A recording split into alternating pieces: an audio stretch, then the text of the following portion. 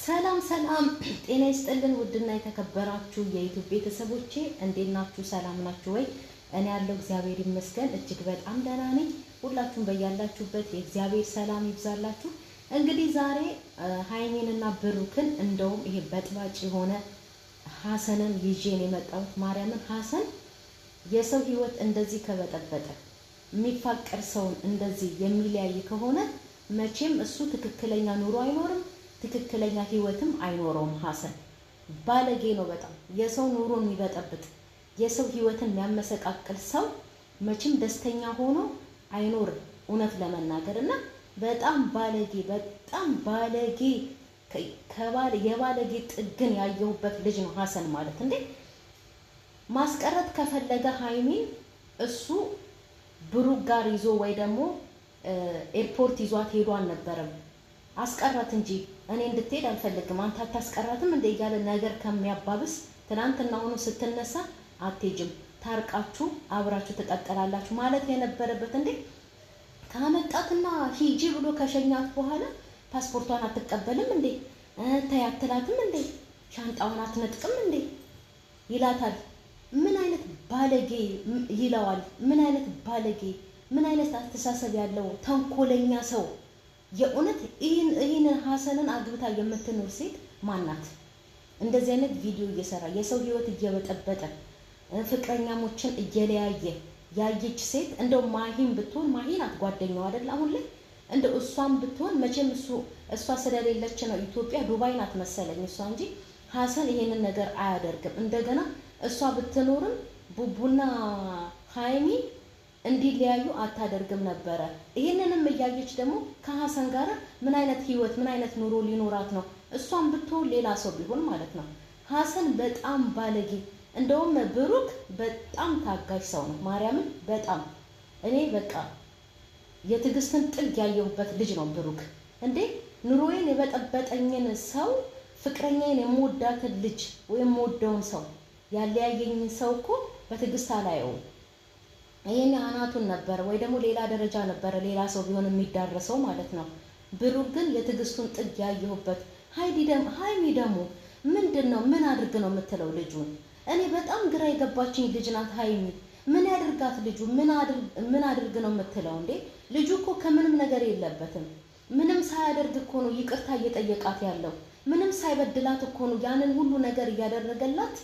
እንደውም በጣም ስትዘባበትበት አፍቃሪ ይባልልህ አስምክ ምናምን እስከ ማለት ድረስ የደረሰች ግን ምን አድርጓት ነው? ምን በድሏት ነው? የእውነቴን እኮ ነው። እንደዚህ አይነት ሰው እኮ ከስንት አንዴ እኮ ቢገኝ እኮ ነው እንዴ። ስንቱ አለ አይደል እንዴ ሚስቱን እያጠናገረ እየረገጠ የሚያኖር ሲሰለቻት የምትወጣው። እንዴ ምን ጉድ ናት ሃይሚ። ምን አድርግ ነው የምትለው ብሩክን? እኔ አልገባኝም እኮ ከዚህ በላይ ምን ያድርጋት? አንዳንድ ደግሞ አላችሁ ሃይሚ ጀግና ጥፋቷን ነግራችሁ ህይወቷ እንዳይመሰቃቀል ወደ መስመሯ እንድትገባ ማድረግ ነው እንጂ ሃይሚ ጀግና ሂጅበት ግፊበት እያላችሁ ሀሰን በዛ በኩል ህይወት ሲመሰቃቀል እናንተም ደግሞ ኮመንት እየጻፋችሁ ሃይሚ ህይወቷን የምትበጠብጡ ልጆች አላችሁ። በርቺ ጎበዝ። ምኑ ላይ ነው የምትበረታው? ብሩክን በመለየቷን የምትበረታው ህይወቷ ስለምትሰቃቀል ይሄንን የመሰለ ኑሮ ስላጣች ነው የምትበረታው ሃይሚ።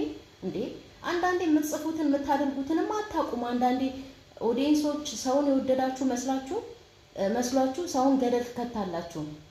እንዴ በጥፊ መመተቷ ባያስደስተንም ለጊዜው እሱም ስለተናደደና ስለመታት እኛም ስለተናደደን ጎበዝ ደጋረክ አሁንስ ትዕግስትም ሲያልቅ እንደዚህ ነው ብለናል። አዎ አይደረግም እኮ እንዴ ሻንጣ ልብስን ተጠቅጥቆ ና ውጣ ከቤት ሰው ከደጅ ሲገባ እኮ እንኳን ደህና መጣ ተብሎ ነው እንጂ የሚጠበቀው። ልብሱ በሻንጣ ተጠቅጥቆለት ሂድ ውጣ አይባልም እኮ። ልክ ከበር ሲገባ ወደ ቤት ውስጥ ውሻ ነው ሂድ አንተ ተብሎ የሚባረረው እንጂ ሰው አይደለም። ሰው የእግዚአብሔር ፍጡር ነው እንዴ ውሻውም የእግዚአብሔር ፍጡር ነው። ግን ያው ልዩነት አለ ታውቃላችሁ። ውሻ ቤት እንዳያቆሽሽ ደጅ እንዲሆን የራሱ መቀመጫ የራሱ ማደሪያ ስላለው ደጅ ላይ እዛ ይታሰራል። ሂድ ውጣ ይባላል ከቤት። ሰው ግን የሚገባው ቤቱ ለማረፍ ነው። ቁጭ ሊል ለማረፍ ቤቱ ስለሆነ መግባት ግድ ስለሚለው ከውጪ ሲገባ ገና ሻንጣ ተዘጋጅቶልሃል ከቤት ውጣ። ሰው እንደዚህ አይባልም።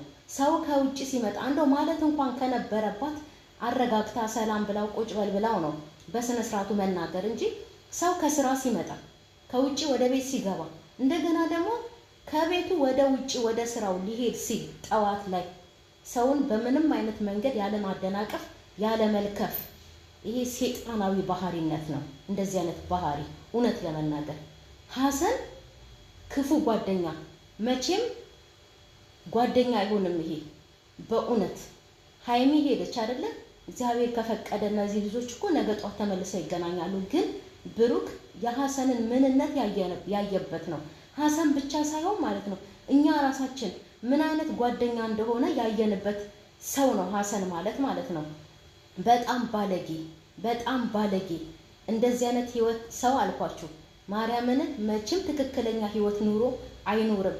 የሰውን ህይወት የሚመሰቃቀል የሰውን ትዳር የሚያበላሽ በሰው መሀል ገብቶ ሰው የሚለያይ እግዚአብሔር ይጸየፈዋል። ምክንያቱም እግዚአብሔር መለያየትን ስለማይፈልግ ፍቺን ስለማይፈልግ ሀሰን እሱ ኑሮ ተስተካክሎ አይኖርም እንዴ! ምን አይነት ባለጌ ጋጠ ወጥ ነው? ምን አይነት ሰው ነው? ምን እንዲለው ነው? እስቲ ማስቀረት ከፈለገ እኮ እሱ ትናንትና እቤት ድረስ ይዟት ሄደ እንዴ! ልትሄድ ነው ብሎ ነገረው። እንዳትሄጂ እስቲ ነገሮችን አስተካክላለሁ፣ ተጣልታችኋል ግን አስታርቃለሁ ይላል እንጂ ሰው ያስታርቃል? ዋሽቶ እኮ ሰው ያስታርቃል። ዛሬ ደግሞ ኤርፖርት ድረስ ሸኝቶ ሂጂ ብሎ ካበቃት በኋላ አትለምናትም ወይ? ፓስፖርቷን ንቀል ተቀበላት ምናምን ነገሮች ማባባስ። ምን አይነት ሰው ነው? ምን አይነት ፍጡር ነው? ምን አይነት አስተዳደግ ቢያድግ ነው እንደዚህ ጋጦጦ ነው የሰው ህይወት የሚበጠብጠው? ሀይሚ ራሷ አይኗን አትገልጥም እንዴ? ምን ሆነክ ነው ሀሰን? ምን ሆነክ ነው ከምትለው ህይወቷን እየበጠበጠ እንደሆነ ለምንድን ነው የማታስተውለው? ለምንድን ነው ያላወቀችው እንዴ? ምንድን ነው የተደፈነባት ልጅቷ ላይ? ምን ሆና ነው ይሄን ያህል ልጁን የገፋችው እንዴ? የሰውም ጡር አለው ማርያምን፣ የሰውም ግፍ አለው። ምንድን ነው እንደዚህ ያደረጋት? ምን አድርግ ነው የምትለው? ምን አደረጋት? በእውነት ፍረዱ። አይን አይቶ ልብ ይፈርዳል። ልጁ ምን አደረገ? በሌለበት አዋሉት። ባላደረገው ነገር አደረግክ ብለው ፈረዱበት ልጁ ላይ። እግዚአብሔር ደግሞ የውስጡን አይቶ ነፃ ወጣው። እዩም አምና ወደ ልጁ አባት ዳር እያለች ነው ለመመለስ። ልጁ ምንም አይነት ጥፋት የለበትም። ሳያጠፋ ነው ሀይሚን ይቅርታ እየጠየቃት ያለው ይሄ ልጅ። እስቲ ምን በድሏት ነው እሱስ የሚለማመጣት የሚለምናትስ? እሷስ ምን አደረከኝ ብላ ነው ከቤት መውጣት እስከ መለያየት ድረስ? ለምን? ምንድን ነው? በጣም እኮ ነው የምትገርመኝን የገረመችኝ። ምን አድርግ ነው የምትለው ብዬ ራሴን እስከ መጠየቅ ድረስ ነው የደረስኩት። ማርያምን እውነቴን ነው እንዴ! የሰውም ግፍ አለው። ኧረ በስመ አብ እንዴ! የፍቅርም ጡር አለው እውነት ለመናገር እንዴ! ሰው እኮ እየገፋ ሲሄድ ደህና ነገርን ጥሩ ነገር ላይ አይወድቅም። እውነት ለመናገር ጥሩ ነገር ላይ አይወድቅም እንዴ! እንደውም እሷ ናት ልጁ በጣም ብዙ ተለማመጣት አይደል እንዴ? ብዙ ለመናት።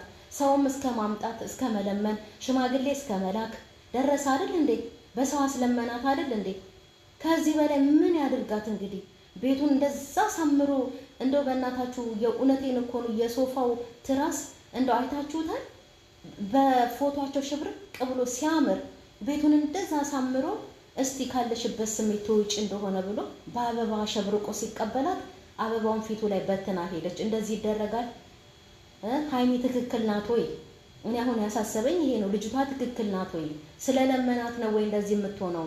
አንዳንዶቻችሁ ችግሯን ነግራችሁ ጥፋተኛ መሆኗን ነግራችሁ ወደ ቦታዋ እንድትመለስ ወደ ፍቅሯ እንድትመለስ ማድረግ ነው እንጂ ሀይሚ ግፊበት እያላችሁ አታበረታቱ። ህይወታን እየመሰቃቀላችሁ ነው። ነገ ጧት ከእናንተ ጋር አይደለም የምትኖረው ሀይሚ። ነገ ጠዋት እናንተ አይደላችሁም የእሷ ኑሮ የምትኖሩላት። ብትቸገር እንኳን እናንተ አትቸገሩላትም። እርግጠኛ ሆኜ የምነግራችሁ አሁን ላይ ሆይ የምትሉት አስታርቁ። ጥፋተኛ ናት፣ ድብን አድርጋ ጥፋተኛ ናት።